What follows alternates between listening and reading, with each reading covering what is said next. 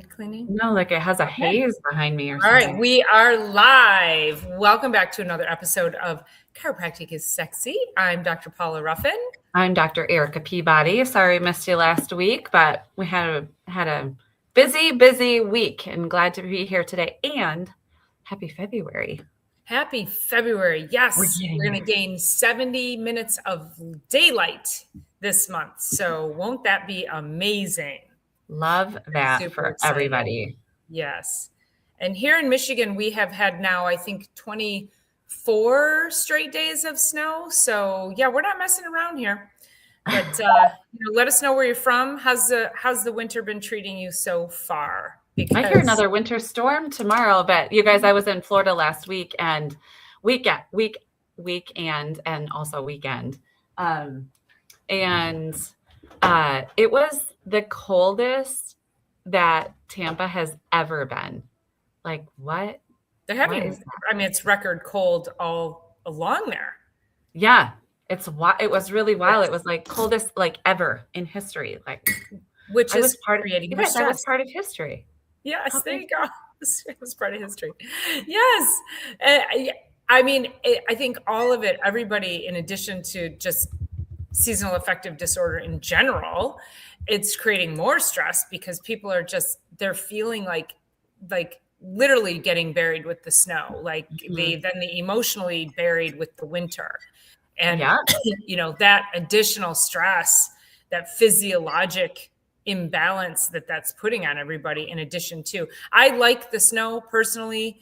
I just don't like our single digit temperatures. So I'm okay with it snowing.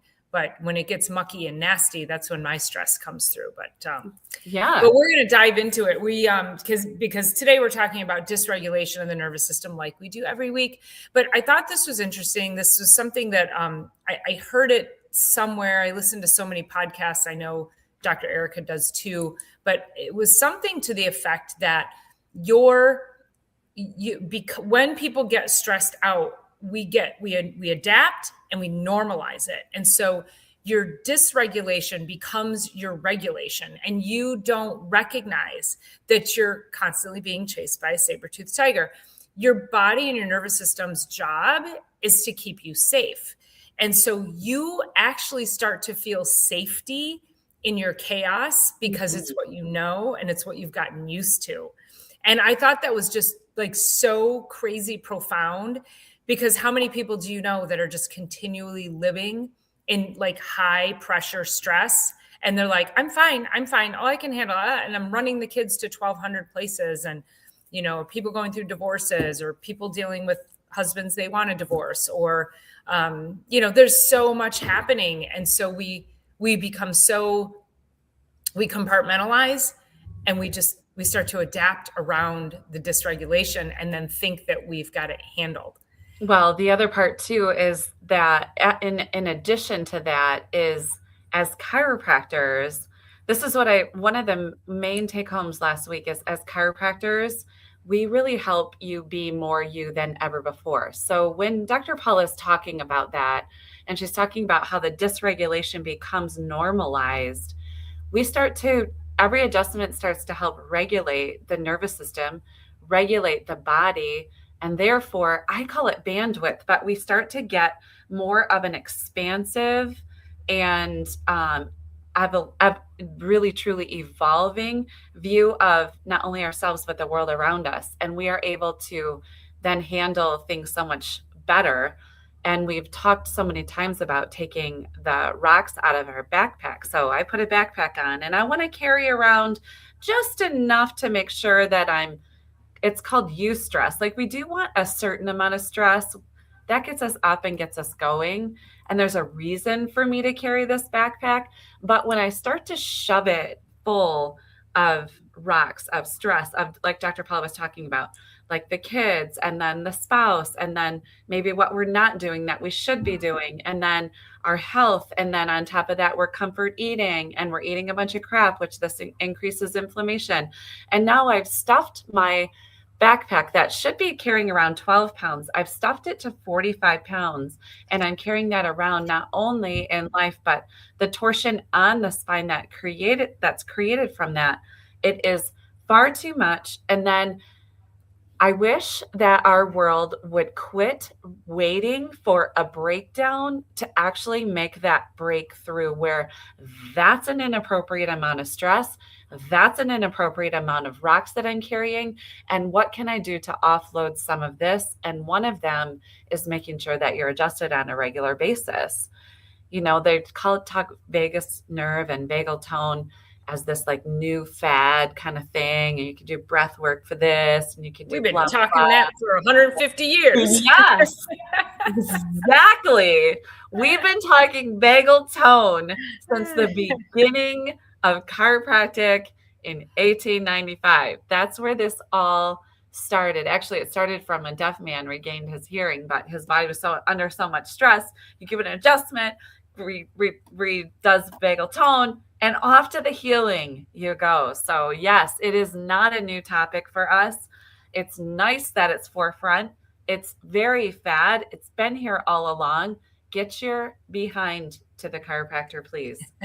Well, and something you just said too, I was talking to somebody this morning. I had a early morning meeting, and it was a networking meeting. So she had asked me what I did. And I said, I'm a chiropractor. I also practice functional medicine. And she said, oh my God, she said, a chiropractor saved my life. And we hear this often. Love that. And I said, oh my God, do tell. And she said, she finally found a chiropractor who also did functional medicine. And she said, but it wasn't until after she got into a health crisis.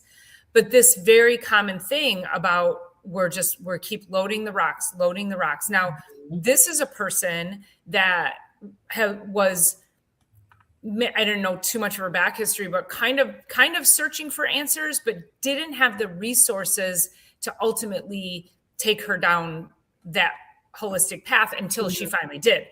And I was telling her, I said, how sad is that we are still this underutilized and under referred to science, art, healing art, whatever you want to call us, when we should be that first thing. Yeah. And why is it that people have to get to a disastrous, catastrophic health crisis before they finally get to the chiropractor? And then they're like, oh my God, I wish I would have known about this 10 years ago, 20 years ago. And I think that's just what we're trying to prevent is that, and obviously we talk about the same things over and over. We know that, but we want to come to you with these different topics to get you to think about them from different angles.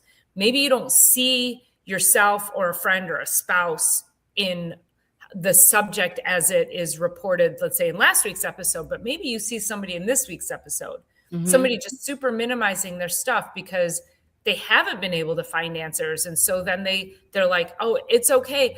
I have the normal amount of headaches. What is that? Right. I get that so often. Absolutely. I have a patient who I can see he's coming in on a schedule on Saturday, and he's been here for, actually, I do kind of want to know how many years, probably 15 years at this point. And when he first came to me, he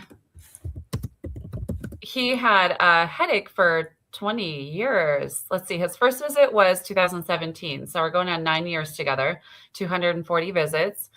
He came to me and he had a headache for 20 years, you guys.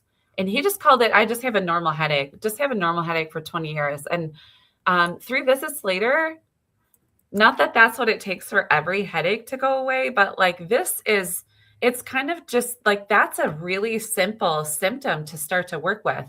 And so to go from 20-year headache as somebody who's on the computer all day long to having relief from that, from what is called a normal headache, we don't call any of that stuff normal. That is our body's check engine light getting our attention. I just had a patient in here that hasn't been in 16 years. In 2010, in January 2010 was his last visit. And his wife's been coming all along, but he just, finally is making time for it because quite frankly, he's like, oh, something finally set me off and I can't move my neck. I'm like, this isn't just like this morning. I get it that the symptom was just this morning, but this is a culmination of everything you're always doing. He was also on a computer job forever, had an hour-long commute one way. So both ways, 2 hours in the car. Plus, once you get to the job, is sitting long hours there. And it's like all of this, the body keeps score. And if we please, please, please get a chiropractor as part of your healthcare team and keep it that way. Period. Period. Drop the End of mic. story. Well, let's talk about what that does too. 20 years of headache or, anything. People who deal with, let's say people have chronic eczema. Those are low lying levels of stress. This is, you're not running from that saber-toothed tiger, but he's walking and he's kind of looking at you and he's salivating and you still don't feel safe. Your body, when it doesn't feel safe, it won't heal. And when you have pain like that, the body doesn't feel safe. So it puts you're in this low grade fight or flight. And it changes everything metabolically. It changes your blood sugar. It increases inflammation. It changes your heart rate. It changes how your gut functions. It changes the bacteria in your gut. It changes your sleep, your mood. So when your body is like, hey, we're not safe. And people do this for years. And I have a good friend who's getting out of a 20-year very bad marriage. Well, the day the divorce is final doesn't mean that those 20 years gets wiped away. That fight or flight has been long standing. So the body's going to take time to heal. It has to have time to heal beyond that long standing trauma. Mm-hmm. And so those low level stressors like that, we have to pay attention to it. We cannot minimize it anymore because it's going to put you into a health crisis. Well, I was just thinking too. So, we have patients in our offices that have joint replacements. Over the years, they have gone down a path long enough that they have joint replacements. So, not that that's what we're looking for, but it does happen. And so somebody gets a knee replaced. And then they think like 3 months later, they're supposed to be feeling good. And 6 months later, they're supposed to be feeling really good. And a year later, they're supposed to be like perfect. Well, in order to lead up to that joint replacement to begin with, that's months, years, decades, who knows, of an altered gait. Guess how long that's going to sit in the system? Like we talk this all the time, body keeps score, it keeps score, it keeps score, it keeps score of everything we're doing. It keeps score of everything we're not doing that we should be doing. It's just all of that. And so I was just thinking about these last couple of patients that we're in, and I haven't seen him in 16 years. And he's like, oh, I've lost 30 pounds since Thanksgiving. And I asked him how he did it. And I think, we could just actually make a pretty good guess at how he did it. And it's like, okay. And I talked to another one yesterday, same thing. And he's like, I would love to give you that I found the perfect thing for me, but I've been doing some of the GLP-1s. And I'm like, this is awesome because you're feeling better, and use this as a bridge. So if you're not changing the rest of that. And so I'm watching these people make these changes without actually making these changes. And I'm happy to help, and I'm going to talk about it. But then also, like, there are no actual shortcuts. And if there were an actual shortcut, it wouldn't be called a shortcut. It would actually just be the way. So just know that as Dr. Paul and I are talking to you every week, it's not that we're perfect. I traveled last weekend. I had a little more alcohol because I was hanging with colleagues and some different situations and scenarios. And then I'm like, I know, as soon I'm drinking bone broth today, I feel great. But guess what? This is going to be the nourishment that I want in my cells to make sure that my February feels amazing, that I drop all the rest of the inflammation that I gathered from just the stress of travel alone. And so it's when we have these things going on, our brain is flooding our body with those stress chemicals, and we can't do any kind of healing in that way. Well, and think about that when you just said the stress of travel. So this is just so common. Again, so many people, and I have one patient in particular who said to me a few weeks ago, she's like, but I'm not stressed. you just don't think you're stressed. I think this Right. is where this today's topic inspired me a little bit, was that it's that minimizing does not help your case. And then she came in a week later and she's like, oh, I feel terrible, and my back's hurting, and my this and my that, and I'm stressed and I'm not sleeping. And I'm like, okay, well, you were just not stressed, but Right. now suddenly you have all these things going on. So it's really paying attention to the path forward, Mhm. and how do we, how do we make sure that we are laying that good groundwork, that we're just constantly, because we're streaming also from It's All About the Biology.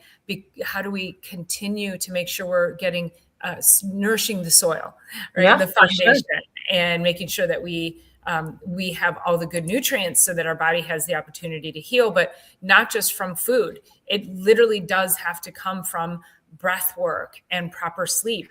And all of that plays a part. I, Mhm. Dr. Eric and I have a challenge to do videos every day on our social media. So one of mine, I think I did it yesterday or the day before. Didn't sleep well. It was up for like an hour and a half. I watched TV. I don't know why I couldn't sleep, but I get this little puff under my eye, and my video, and I don't like it. I'm self-conscious of it. I know it means that I didn't sleep. I know it means I'm inflamed. But I wasn't feeling well. So I think it was more that, like, I hadn't been eating like crap or anything like that. But the bottom line is, I turned the camera on my face and I was like, here's proof that lack of sleep causes inflammation Mhm. right there. And I drew attention to this thing that I hate, that I feel like people stare at it. So I'm like, okay, here it is. Okay, I'm bringing, but it like, shit happens even when Mhm. you don't think that you're doing anything to cause it. So the metabolic um, cascade that takes place, even when you don't think that it's happening, it's Mhm. there, you guys. So pay attention. Right. So I had a patient in yesterday and she came and used our infrared sauna. So I have an infrared sauna at the building here. She came and used it after her adjustment. It was probably Wednesday afternoon last week. And she was so excited to get into it. And yesterday I saw her again. She came back because I'm seeing most patients are once a week or once every other week, or they're either once every other week, once a week, or twice a week. That's like a good majority of everybody who I see. And so that patient, she said, when I was in there, it felt so amazing. It felt like it was getting deep into my tissues. And she said, but I didn't sweat as much as I thought I was going to. And I'm like, oh, so interesting. I said, usually that's a sign of dehydration. And she said, well, as I was finishing my work that day, I made sure that I drank a bunch of water that day. And I got to tell you guys, like, that's an interesting way to look at it. But you got to drink water for 2 weeks before you're actually start to get hydrated. You have to have like a 2 week increment of actually drinking water before your cells are like, oh, cool. Like, let's actually take some of this water up. People say, I hate drinking more water because I'm peeing all the time. And your kidneys need 2 weeks to adjust to that. But I can tell you, You're one supposed day, to. yeah, one day of drinking a lot of water because you're going to get into a sauna that afternoon. That's one way to do it. But the second way to do it is just always be hydrated. Like like ABH, always be hydrating. I think we need to just do like a new tagline with that, ABH. Uh-huh. But it was like, that's a really interesting way, but it's not really how the body works. It's not, it goes in one side and it comes out the other. It goes in, it gets processed through the stomach, goes through the intestines, it goes out into the blood, and then it gets filtered by the liver, and then it gets filtered into the kidneys, and then the kidneys take it down to the bladder, and like all of this beautiful orchestration of things. Like, it's not like it goes in and goes right out your sweat glands. Like, it doesn't work like that. It's an accumulation effect. And so it was like, okay, it to me, all that said was that I need to focus and make sure that people know that it's way more than just hydrating one day. I had a patient reach out over socials. It was a few months back, and they're like, oh my gosh, doc, I drank this water. And, I got like whatever, close to 70 ounces of water that day. And I said, congratulations, start again. Uh-huh. Right. Right. Get going again. And thank you for sharing. Thank you for sharing. Mhm. But get going again. Like we don't ever get to stop. Every day. Well, Every day. because the thing is, it's not like it doesn't come out. Yeah. And, you know, And plus your and body needs it. water is critical for binding toxins to get Mhm. out of the body. So your body needs that water. I have so many neurodegenerative clients these days, and one of them does not drink water, drinks like a cup of coffee in the morning, a sparkling water, and um, and a beer every night. It's like his thing, but no water, none. And the Well, question well, was, Doc, what about LaCroix? Doesn't that help with hydration? well, so yeah. So the wife asked, can he just get his water through drinking sparkling water? I said, no, No. it's highly acidic. Like, I don't Mhm. mind one, there's still problems. And then it's a can and it's plastic and it's all that. Like that was a conversation I was not ready to go into with them. But I said, no, just water, just water. Just Just get water a with mason water. jar and fill it Yeah. and just water. Yeah. Why is that so hard for people? And I'm saying that in general, not necessarily. He was Yeah. like, oh yeah, I'm fine. I can drink more water. But also not recognizing too that coffee is a diuretic. So coffee forces your body to flush more water. So we don't, and then if there's more toxins in the body, it causes you to flush more water. So, or you might retain water for diluting the toxins. Like water is an interesting beast in that when we do body composition testing, we see a lot of people are holding on to too much water. So they're inflamed, but their cells are dehydrated. And they'll often say to me, they're like, how can I drink so much water? How can I be dehydrated? And I'm like, your cells are dehydrated. Your body's retaining fluid and it's pulling from the cell because you're so highly toxic. It needs fluid to bind those toxins and get Yeah. out. Protect itself. So you're dehydrated in one spot and inflamed in the other. And this is what like diuretic drugs do is they just flush what's in the extracellular space, which then pulls more fluid from inside the cells. So everybody who's on a diuretic has raisin-like cells. And no wonder they're exhausted.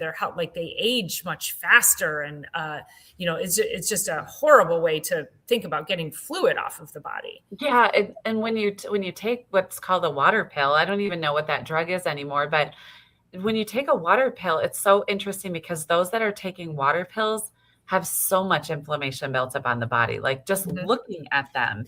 And of course, they're trying to like protect the heart and kidneys and all of those things. So whatever the MD, wanted them to be on it for, whatever that reason is, they're some of the heavier, most inflamed people. And it's not helping.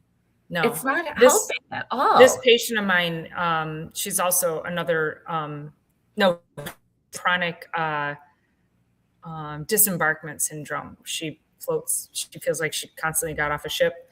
Mm. I've had her on a mild detox since October, late October. Like I think she started almost November 1st. She's lost, and we measure this. She's lost 15 pounds total.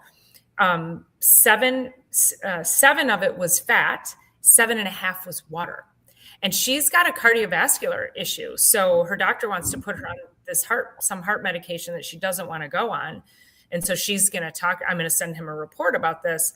And she's going to talk to him on Monday and say, hey, if I just keep doing this, Yeah. can we maybe reassess in 3 to 6 months? But you guys, 7 pounds of fluid was flushed out of her body. And the fluid was actually moving back into her cells, which means toxins are coming out. Her body chemistry is regulating properly, like just metabolically, the stress inside her body. Yeah. Like she's a very happy-go-lucky person, and she's retired and she's got a happy life. So she could potentially say she doesn't have stress, but having this disembarkment thing, that's Right. constant stress. So it's a Right. constant underlying stress. So we're working hard to, to help people like that so that they don't have to go on drugs that then cause more issues for them. Well, and my curiosity with that case in particular is, okay, she's going to take that information to her MD, and we can all assume this MD would have some sort of idea of what that is. And quite frankly, you guys, they have what probably wouldn't know what that report is, how to read it, what it even means. And we're the ones out here. I'm doing our second coffee talk. It's going to be Monday next week. And it's like, I had a patient come yesterday and they're like, nobody is talking to us about the things. And when I go into my MD, they don't have anything except for drugs, radiation, and surgery anyway. And so they're like, thank you for even offering us the opportunity to sit with a healthcare provider, have coffee, and talk about health in a very casual, structured, but very casual way with a ton of background into eating well, moving the body, positive, mindset, drinking your water, getting your rest, and getting adjusted, which are the 6 pillars of what make us healthy anyway. Let's actually sit down, bring your questions, and let's talk about it, because nobody is. And I would be curious if that doc would, I'm curious what that doc will say to her. Well, I have to his credit, she's already seen him once, and I already sent him a first report. I haven't sent him this updated one yet. Yeah. And he told her, he said, wow, whatever you're doing with her, keep doing it. Yes. So bravo to him. So he's open to the conversation. And so that's why I told her, I said, I'm going to send him regular updates on your health, because, that's what you want. We want medical doctors who are, and I don't want him to just say, wow, that's great, keep doing it. I want him to know what I'm doing so he can understand that I might be able to help him. I can help him in many other ways with his patients that he can't. Right. So that's really what that is, having them be open to that. Yep. I remember back in 2020, there was this statement from our state association that says, the medical association in our state reached out to the chiropractic association and said, if you can stay in practice safely and you can tend to musculoskeletal issues, headaches, low back pain, neck pain, and all of that stuff, please do, because we need to tend to the emergency cases and we need space to be able to do that. Now, I don't know why that didn't just follow us from 2020 forward to 2026 now, which when you show up to an emergency room, an urgent care, or your primary care facility, why they don't say, go see a chiropractor first. Mm-hmm. We are busy saving lives in ways that the chiropractors can't, because we don't do surgery. We don't do the medical doctors, those things, right? Mm-hmm. But if we can stay in practice safely to keep people from the emergency room and urgent care, why are we not still that first line of defense for absolutely everybody that walks in for those things? Have you been to the chiropractor yet? No. Mm-hmm. Go to the chiropractor, get out of our office. I have blah, blah, blah. Have you been to the chiropractor yet? No. Go to the chiropractor, get out of our office, bring it back when you're dying. Everything else is here. People say, well, where's the nutritionist here in town? Right here. Right here. Where is the blah, blah, blah in town? Right here. Mm-hmm. Who's the expert in neurological patterning, neurology? Who's the expert in the infant care, pregnancy care, kids, ADD, ADHD, asthma, allergies? She's right here. This is it. What about neck pain, headaches? What about joint pain, knee pain? You're here. This is where you should be. And you guys can tell I'm a little bit like itchy, scratchy about it, but I'm done. We're right here. This is where you want to be, and get yourself to a chiropractor. I don't care who's listening right now. Do it. And let's not wait until a crisis hits. That's the whole thing. You're absolutely right. That should be the first line of defense every time. It's malpractice if medicine is allowing patients to get to health crisis because they can't help them because they don't know about chiropractic, or they do know about chiropractors. They don't know about chiropractic. Mm-hmm. And that is malpractice, because I recognize when I need to send a patient. to their Right. medical doctor or to the emergency room. Absolutely. In all my years, I've called an ambulance twice. I mean, it hasn't been often, but twice. But we know when someone needs care outside of our scope.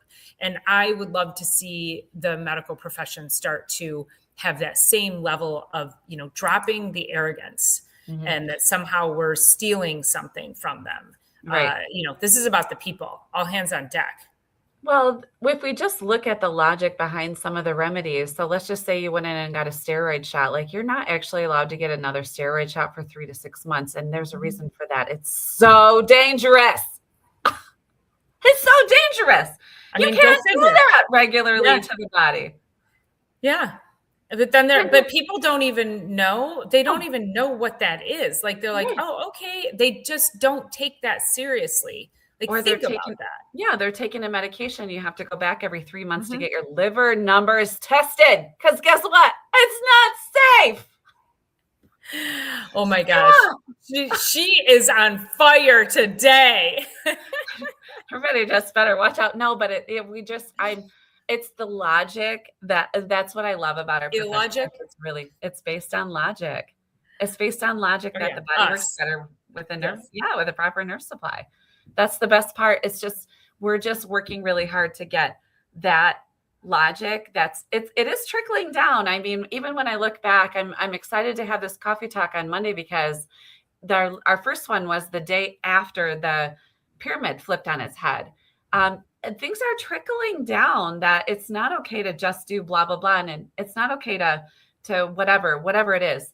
And it's fun because people are starting to get more along the lines of, let's get to the chiropractor first, more along the lines of what am I eating, more along the lines of what am I doing with my body than ever before is what I'm seeing. And that's why I'm like, you know what, I'm going to take this and I'm going to just light a fire right underneath it. And I love it. Yeah. So a great service to the community. Yeah. It's our moral obligation. That's the other part. It is our moral obligation to make sure that people really know a whole lot more about what's happening in here. I'm grateful for this avenue and angle to take. I love it. I think we should end that on Dr. Erica's crash out. I think that was perfect.